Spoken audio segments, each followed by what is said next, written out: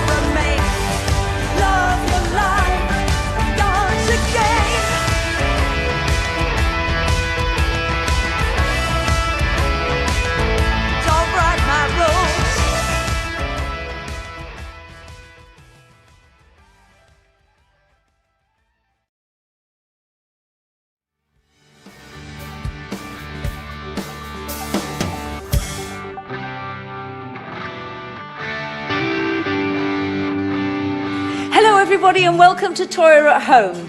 We are in the process of shooting the Posh Pop video album, 10 videos that will be available to you, hopefully by the end of July, when we start releasing the singles of the album, which is exciting.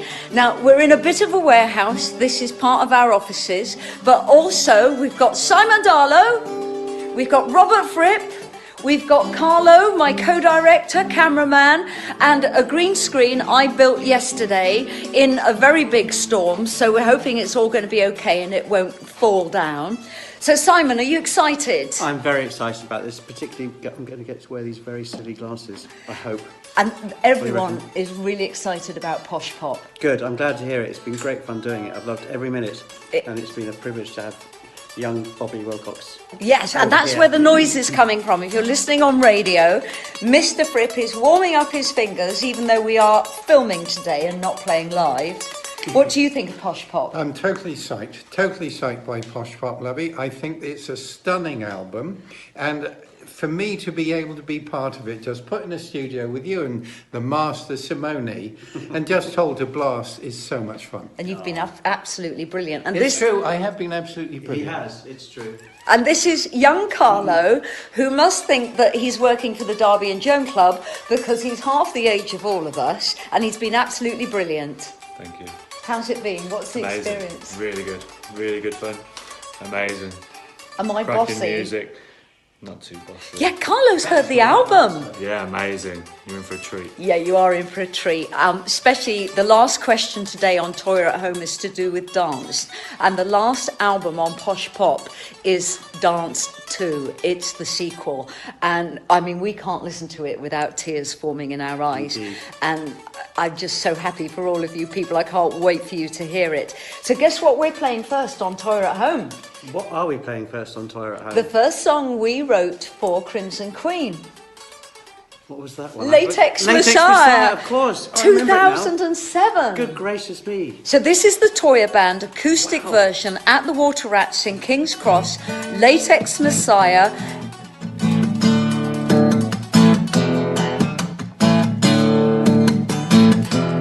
Etc.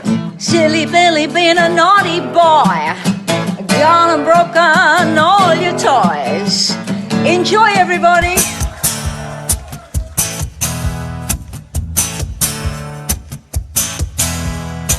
Silly Billy been a naughty boy, gone and broken all your toys. He's a whore for television, cracked up in submission, bipolar supervision, found and gagged rubber vision, pandemic, polyanic, schizophrenic, epidemic, and he doing will he take it, will he make it? Pandemic, polyanic, schizophrenic, epidemic, and he doing will he take it, will he make it? I'll just break it. Thought you had a vision, a wet dream religion. It's an execution of the rebel in you, a viva la revolution.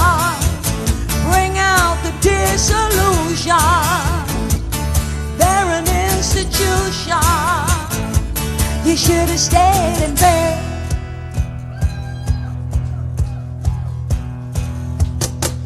I hear you into tantric sex. You filmed it all through pink latex. Made all the rags hardcore. Stripped and filleted and looking so pandemic, polyanic, schizophrenic, epidemic, and they doing will he take it, will he make it? Pandemic, polyanic, schizophrenic, epidemic, and they doing will he take it, will he make it? I'll just break it. Thought you had a vision, a wet dream religion. It's an execution of the rebel in you, viva la revolution. Bring out the disillusion. They're an institution. You should have stayed in bed.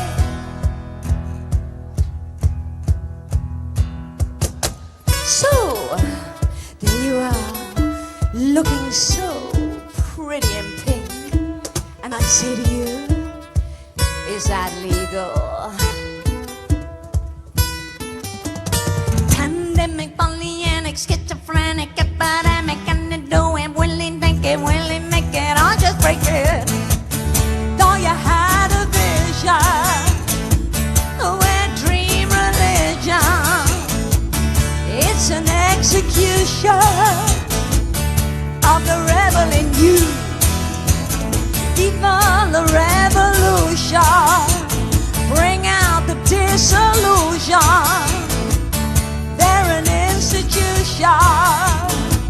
You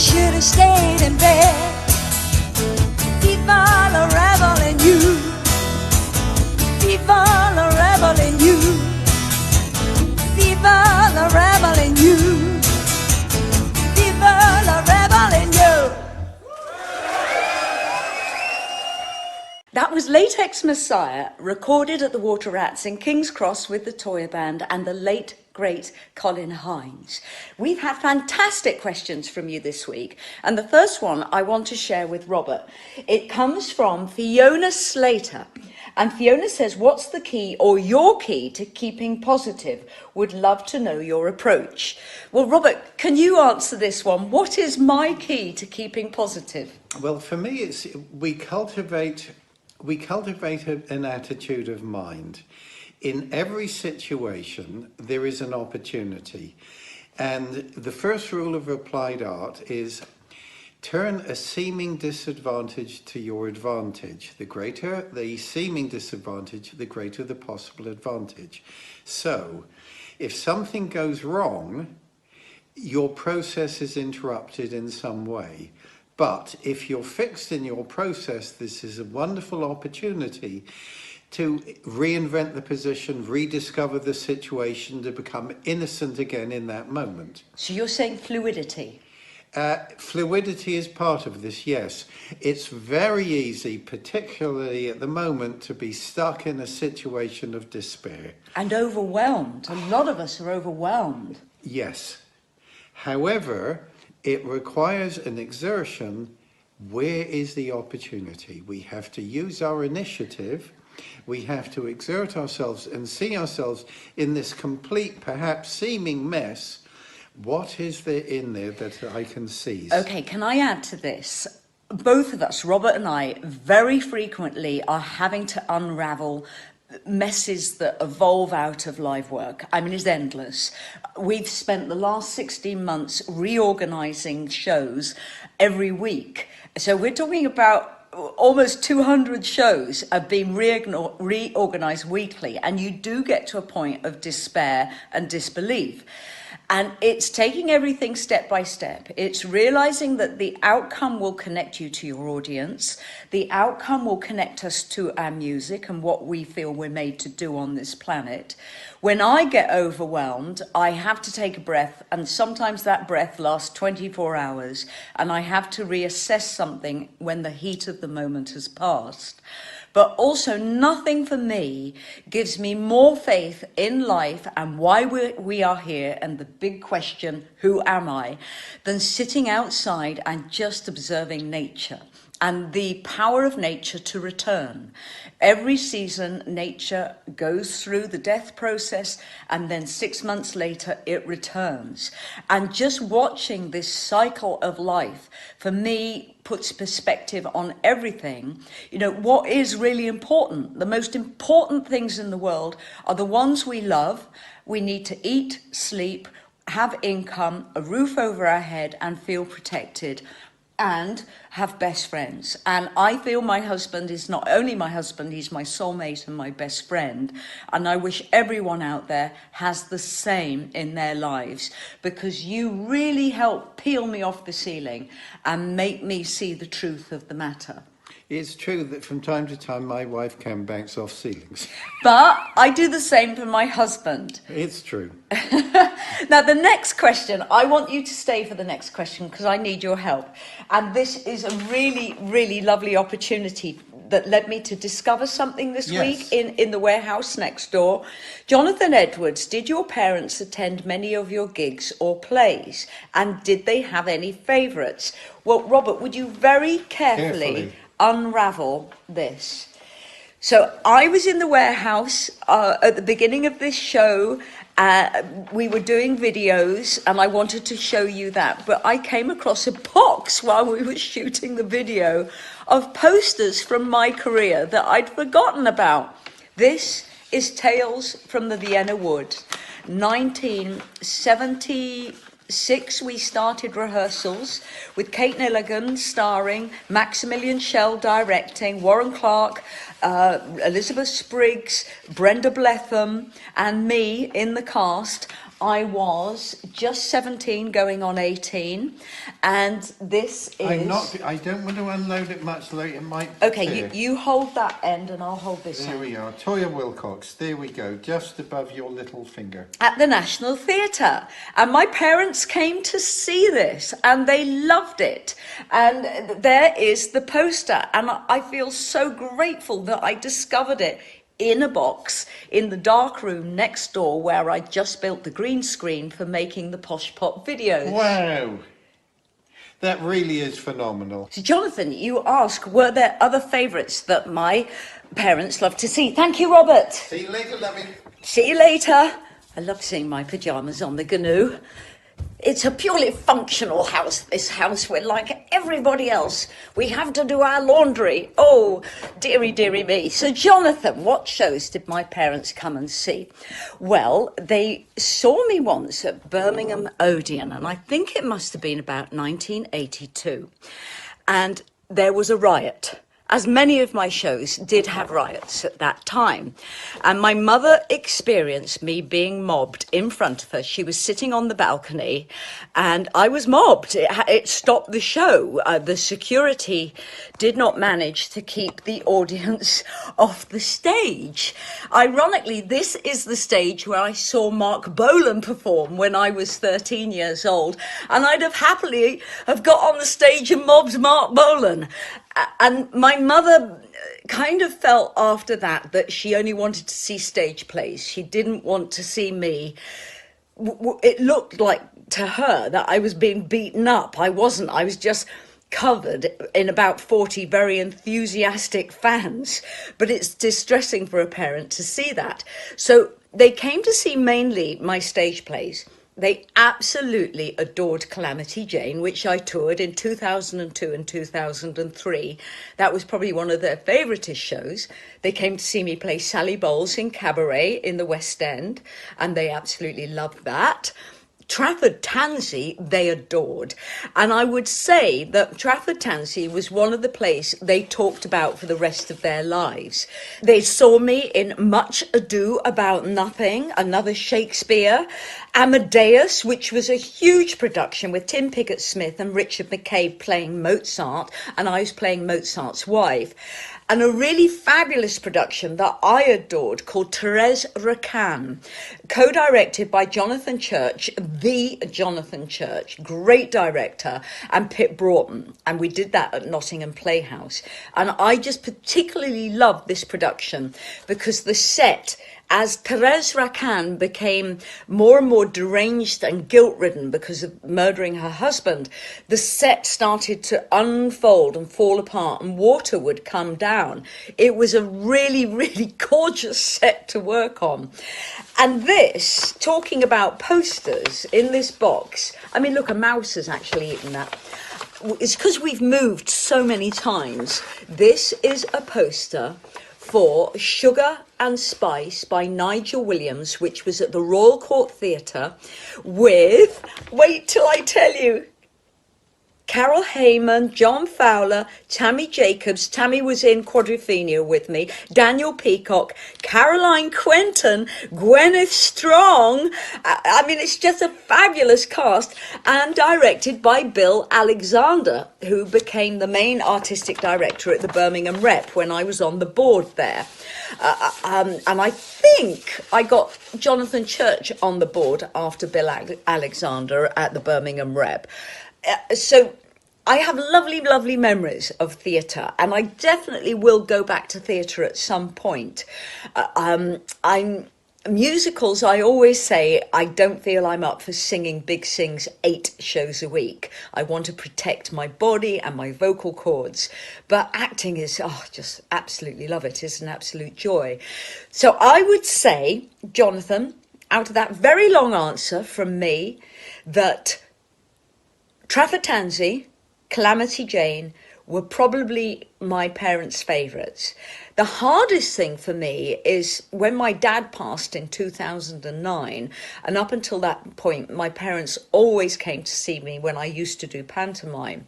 To suddenly not have them there was very, very difficult, because as fractious as our relationships were and as dysfunctional as our relationships were, knowing there's family in the audience, it's a wonderful, wonderful feeling. And I miss them. I miss knowing they're there, especially when I'm on stage.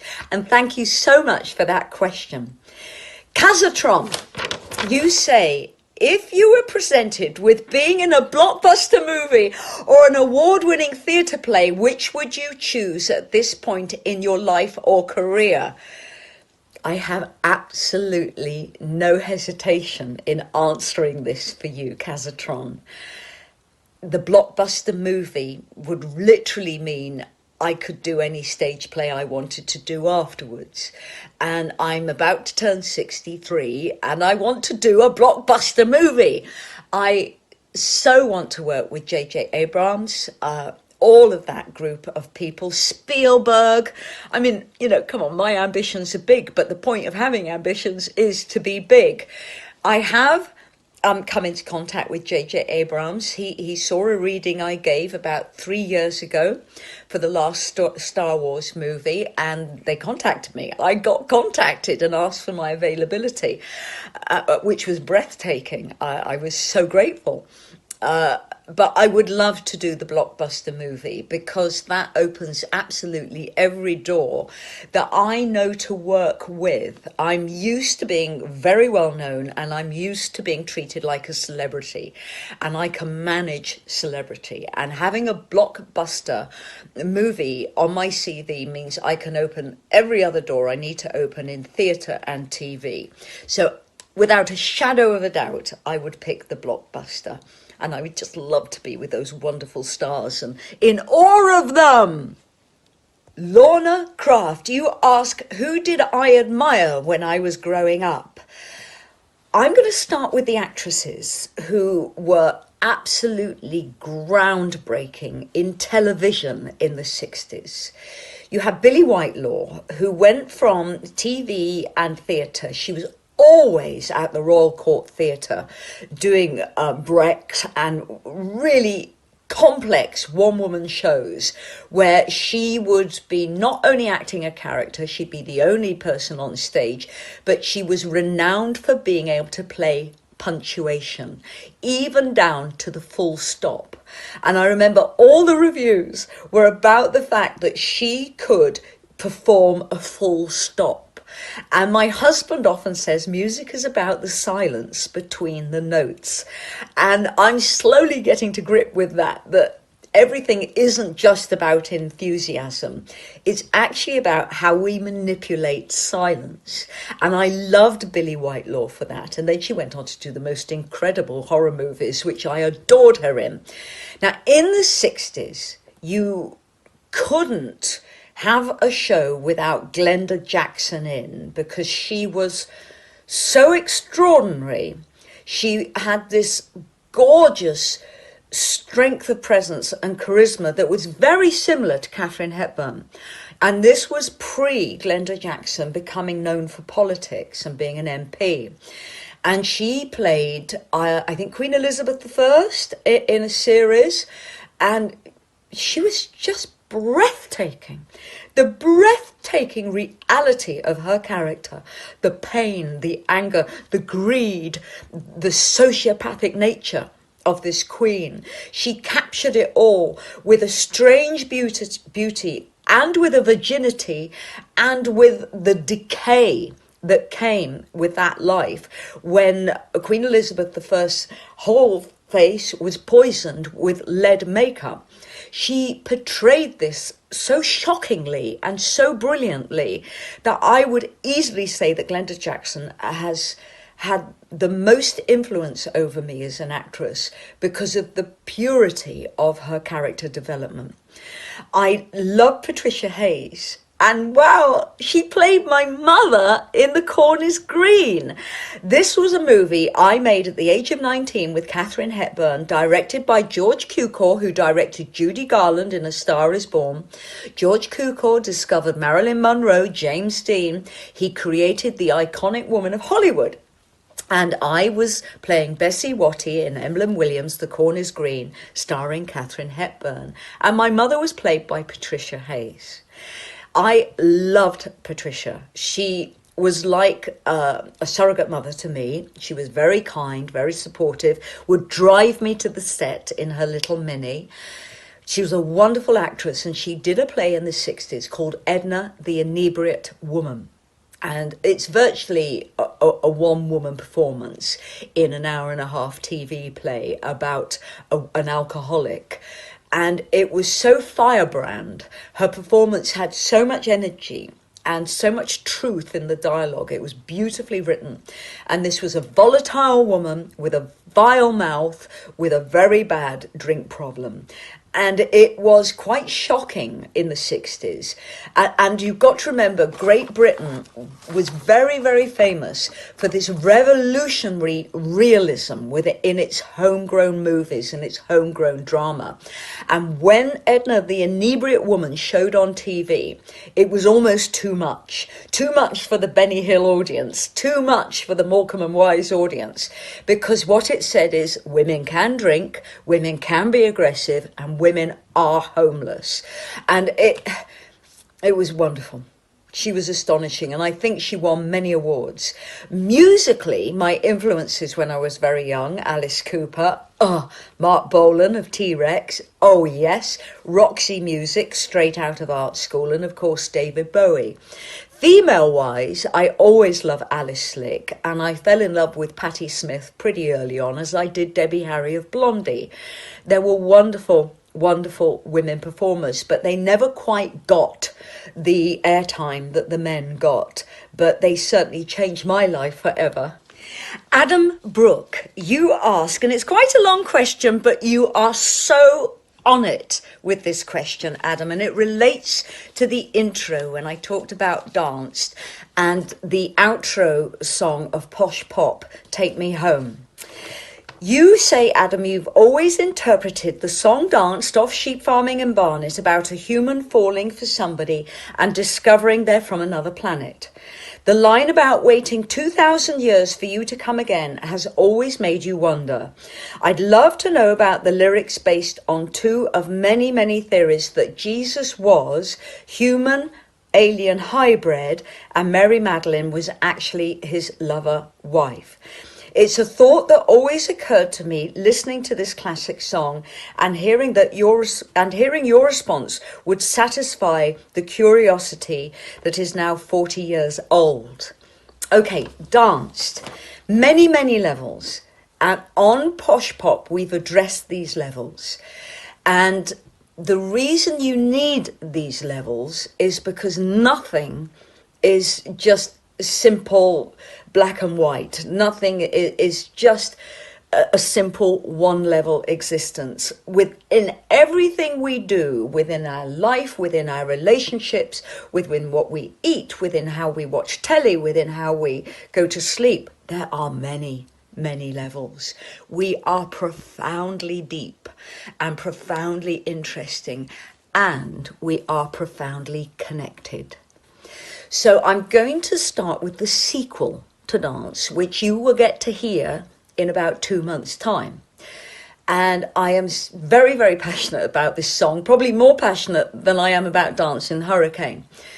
And explaining this to our wonderful, wonderful video editor, Darren Short, is I said that, yes, this is about an alien lover leaving the planet, but it's also about refugees. And I do not believe that we are the only time that humans have existed on this planet. I think there's been many, many thousands, hundreds of thousands, millions of years life on this planet where humans have evolved from either being seeded by asteroids or seeded by people or life forms that can travel through time dimensions. And everything that we know in this present day has a certain amount of metaphor in it, because when there are disasters, natural disasters, or even viruses, we have to make sure that our history, our knowledge, our development within the sciences is carried forward. Therefore, I think we use metaphor. So dance is many, many layered metaphor. And it's about deep connection, that no matter how far apart we are, whether we're on a colony on Mars or a colony on Sirius, we are connected. As humans, we are more connected than we could ever imagine, which makes no sense whatsoever of being hateful, having enemies and having war. Because when we hurt someone else or something else, we damage everyone in existence. Dance is about the return of an alien that can travel through time dimensions. Therefore, people living in the gravitational pull of planet Earth are going to age quicker. Therefore, the 2000 years is a greater expanse of communication. With Take Me Home, this is the next step, and it's about an environmental disaster that splits two lovers up, and that's all I'm going to say. Oh boy, even Robert cries when he hears it. It's just, I love it. I love it, and I cannot wait for you to hear it, because there's so much that happens on it. It ends with a guitar solo from Robert Fripp, Bobby Willcox as he's known on this album, that it's just perfect. Before we play dance, have a look at this. Yes, it's the vinyl for Blue Meaning. I'm so excited. It arrived today. And look at this. Isn't this just the best? This wonderful album is in neon pink vinyl to go with the neon pink hair. It's a gorgeous addition to your collection, and I'm wildly excited that the Blue Meaning is coming out into the world again. You can get yours on Cherry Red this month. Details coming up in a minute. Now, as I said, we're going to go out with Danced from 1981 at the Rainbow with Joel Bogan, Nigel Glocker, Phil Spalding, Adrian Lee. It's a wonderful version of Dance. We will see you tonight for Agony Aunts, and oh, have we got a wonderful Sunday lunch for you tomorrow. We're honouring an artist we absolutely adore, and to make this an even more special Sunday lunch than all of the other Sunday lunches, you're going to see Fripp in a way you have never ever seen Fripp in the whole of his career or in the past year. So everybody, lots of love. Can't wait to see you again. Stay safe. Bye from Toyah. Hello, want to know this next one? This called Danced. Watch it, mate.